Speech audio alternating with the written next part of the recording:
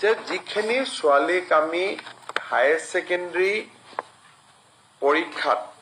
ভাল ৰিজাল্ট কৰাৰ কাৰণে আমি স্কুটি দিওঁ তেওঁলোকক আমি নিযুত মইনা আঁচনিত অন্তৰ্ভুক্ত কৰা নাই কাৰণ স্কুটি এখনৰ দাম প্ৰায় ৭০,০০০ টকা হয়গৈ আৰু নিযুত মইনা আঁচনিত তেওঁলোকে আমাৰ বাকী ছোৱালীখিনিয়ে যদি ১২,০০০ আমি ১২ যদি ১২,৫০০ কৰি ৩ বছৰতো দিওঁ ৩৬,০০০ হয় কিন্তু ছোৱালীয়ে যদি কয় যে নহয় মোক স্কুটি নালাগে মই নিযুত মইনাহে ল'ম তেতিয়ালে নিযুত মইনাও তেওঁ ল'ব পাৰিব অৰ্থাৎ ছোৱালীজনীৰ ওপৰত ডিপেণ্ড কৰিব যে মই স্কুটিখন ল'ম নে মই নিযুত মইনা আঁচনিটো ল'ম দুটা আঁচনি আমি একেলগে নিদিওঁ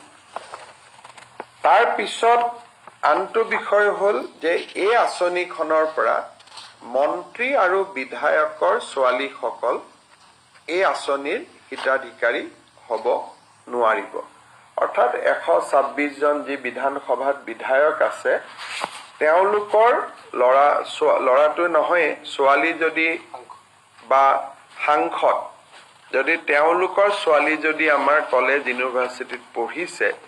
তেতিয়াহ'লে তেওঁলোকো এই আঁচনিৰ হিতাধিকাৰী হিচাপে স্বীকৃতি নহ'ব আৰু যোনে প্ৰাইভেট স্কুলৰ কলেজত ফিজ দি পঢ়ে মই প্ৰাইভেট কলেজত নাম লগাইছোঁ মই মাহত ১০,০০০ টকা কলেজখনক ফিজে দিওঁ ৰয়েল গ্লোবেলত পঢ়িছোঁ কাজিৰঙা ইউনিভাৰ্চিটিত পঢ়িছোঁ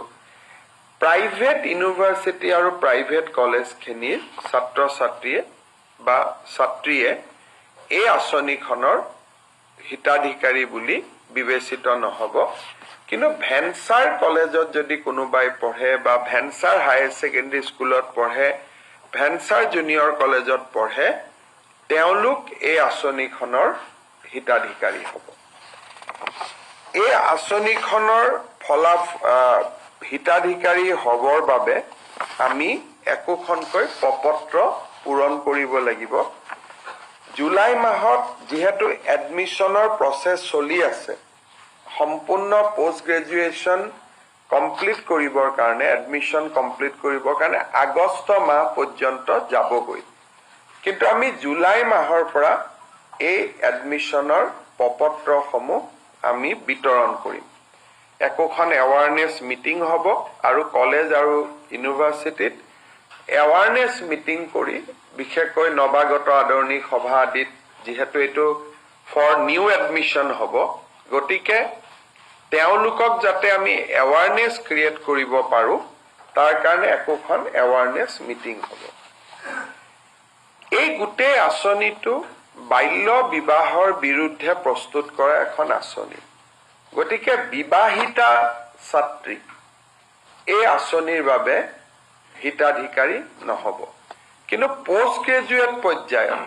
বিবাহিতা ছোৱালীয়েও এই আঁচনিৰ সুবিধা ল'ব পাৰিব